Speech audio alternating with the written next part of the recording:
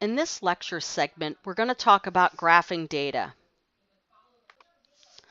The objectives of this lecture segment are to convert quantities from one unit to another using appropriate conversion factors, identify the independent and dependent variables in an experiment, evaluate and make inferences from data represented graphically, and communicate valid conclusions supported by this data, express and manipulate relationships among physical variables quantitatively using graphs.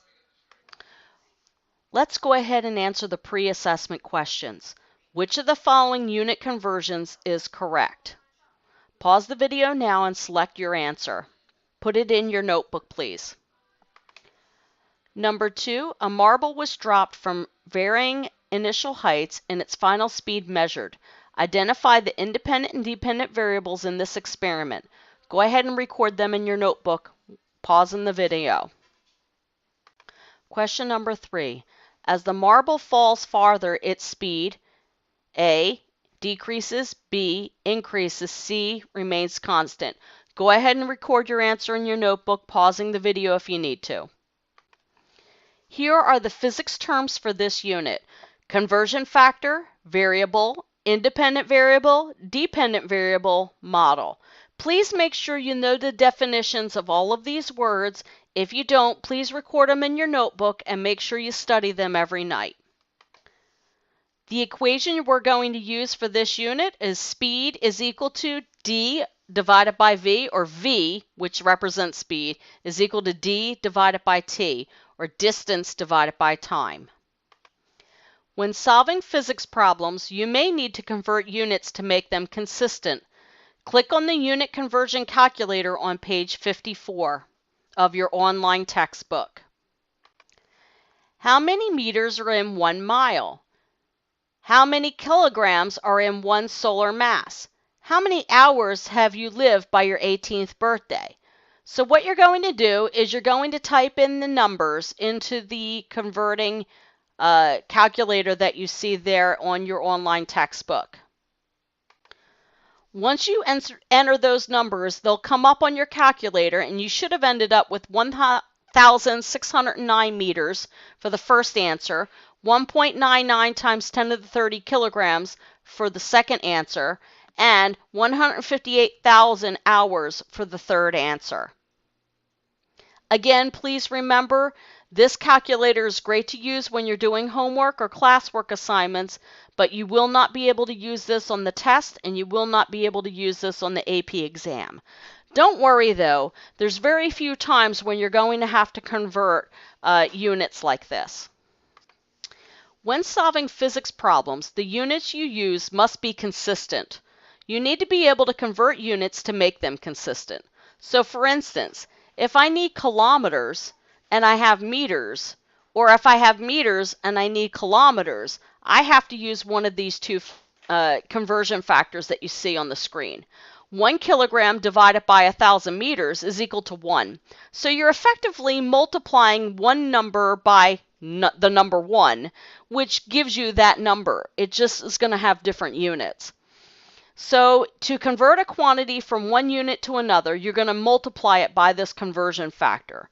The conversion factor always has a value of 1, whether it's on the right side up or if it's upside down.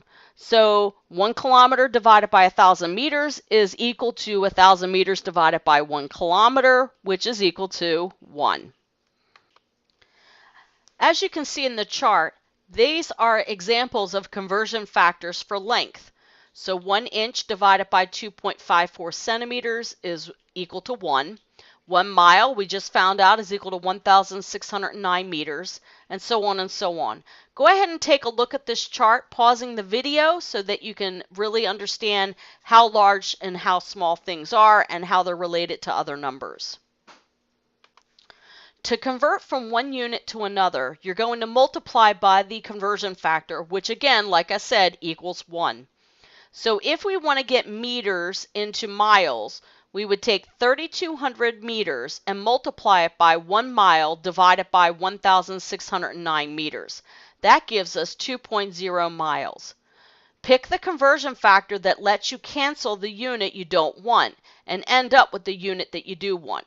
So the conversion factor should always have the unit you want on the top and the unit you want to get rid of on the bottom.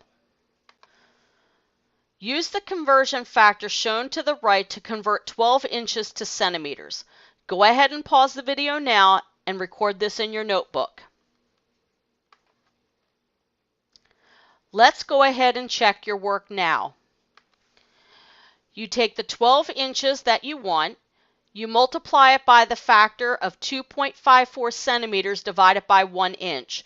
Notice we're not multiplying by 1 inch divided by 2.54 centimeters. We want centimeters. So we need to flip this and put the centimeters on top. When we multiply 12 times 2.54, we're going to make sure that we round this. The answer should actually be 31, not 30.5. Why is that? Hopefully you said it's because 12 inches only has 2 significant digits, and that would be the correct answer. So your correct answer can either be 30 point, or 3.0 times 10 to the 1, or you could actually write 31. So now let's talk about displaying data. Data can be displayed in tables, graphs, and charts. In this lesson, you will use all 3 methods. I want you to go ahead and do this on your own. We're not going to work with a partner, but I want you to answer how is the temperature changing over time and predict the temperature at t equals 50 seconds. How are you going to do that with your data table? Pause the video now and answer those questions. Hopefully you decided to plot the data on a graph. And also, hopefully, you used your calculator instead of doing it by hand. Doing it by hand is okay, but it takes a lot of time to write out your X and Y axes, label them. You may not have the divisions exactly equal in length unless you're using graph paper. So it's easier to put your numbers into L1 and L2 in your calculator and then go ahead and hit Stat Plot and see your plotted data points. To answer questions about that data table when we've actually plotted the data and we can see it. So how is the temperature changing over time? We can see that if we put a line of best fit in this, that it would actually look like it's decreasing, and actually it does. Predict the temperature at 50 seconds. Well, and when you have your line of best fit, you would just type in 50 for your X variable, and that would give you your Y variable. Okay, so now we can see that it is decreasing, and it will be roughly 10 degrees Celsius. This line looks like it's an inverse relationship, so you would have to use a power fit, and then hopefully your exponent, the b part of your equation, would come out to be close to -1. You would change it in your calculator to -1, and then you have to adjust the constant in order to get the line to go through as many data points as possible.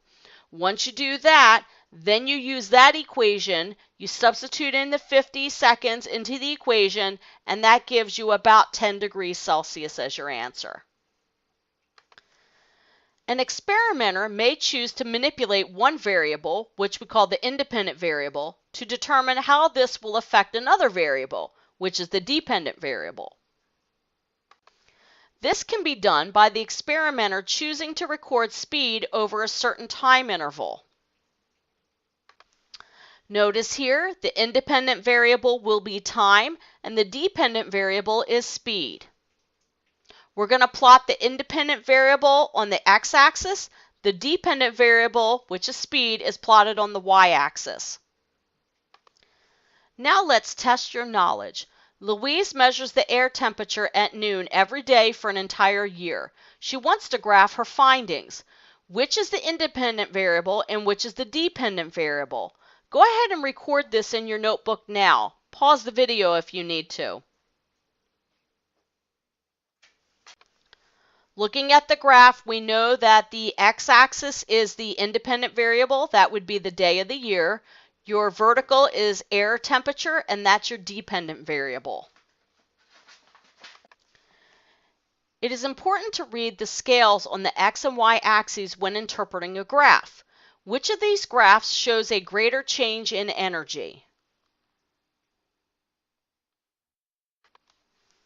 If you said the one on the left, you're actually wrong. Both of these graphs are actually the same. Plotting data can reveal mathematical relationships between variables. Equations can be found to fit graphs and model the relationships. First thing you want to do is create a scatter plot. From that scatter plot, you look for patterns. Your data could show a linear relationship, an inverse relationship, or a nonlinear relationship, which may be quadratic. For the linear relationship, your equation for your line of best fit would be y equals mx plus b. For an inverse relationship, it's going to be y equals 1 over x, or y equals x to the negative 1. For nonlinear or polynomial, it would have powers of exponent, which decrease. So if it were quadratic, which is actually a parabola, it would be y equals ax squared plus bx plus c. In Investigation 2B, you will find the equations needed to fit a set of graphs. I would like you to go ahead and click on the interactive simulation on page 57 now. The simulation contains data showing how some variables change under different conditions. The 4 examples include an object with constant speed, an object dropped from rest, current varying with resistance, and an object cooling over time. In part 1, you're going to match the models to the data. Plot time on the x-axis by selecting x for column 1. Plot distance on the y-axis for an object moving at a constant speed by selecting y for column 2. Choose a model equation, either line, parabola, exponential, which is actually polynomial, or inverse, to try and fit the data. Change the parameters for that model to fit the data. So, for questions for part 1, what model and parameters are a good fit to this distance versus time graph? Pause the video and answer the question now. Are equal numbers of data points plotted above and below your model? Why is this important? Go ahead and pause the video and answer that question now. Repeat these steps for an object dropped from rest. In other words, columns 1 and 3. Now I would like you to repeat these steps for a graph of electric current versus resistance, which is columns 4 and 5. And then again repeat these steps for a graph of a cooling object using the temperature and time data in columns 1 and 6. Pause the video now to complete these investigations. There are also other ways to interpret or represent data. We can use pie and bar charts as well. We're going to go ahead and skip this part of the investigation because in most cases we're going to be doing line graphs or scatter plots. If you don't feel familiar or comfortable doing pie graphs or bar graphs, go ahead and complete part 2 of this investigation. Otherwise, you don't need to worry about this. Let's go ahead and test your knowledge. The equation for speed is that speed, which is represented by a lowercase v, is equal to d divided by t. If you hold the distance d constant and the graph then speed versus time, what kind of a relationship would you get? Is it linear, parabolic, or inverse? Go ahead and pause the video, think about this, and then write down your answer. Start the video when you're done. If you look at the equation and you hold d constant, that means you have speed equals a constant over t. That means the speed is proportional to 1 over time, which ends up being an inverse relationship. Notice how I'm able to use the equation to answer this question. Plotting data can reveal mathematical relationships between variables. So there's no relationship between x and y when you see a scatter plot. If it's a linear relationship, like I've already said, it's going to be y equals mx plus b. For an inverse relationship, again, it's going to be y equals 1 over x, or y equals k, some number or constant divided by x. Or you could have nonlinear, which is also in some cases quadratic. And it could end up being y equals ax squared plus bx plus c.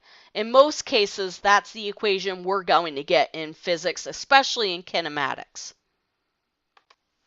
Okay, so let's go ahead and see what you've learned. Which of the following unit conversions is correct?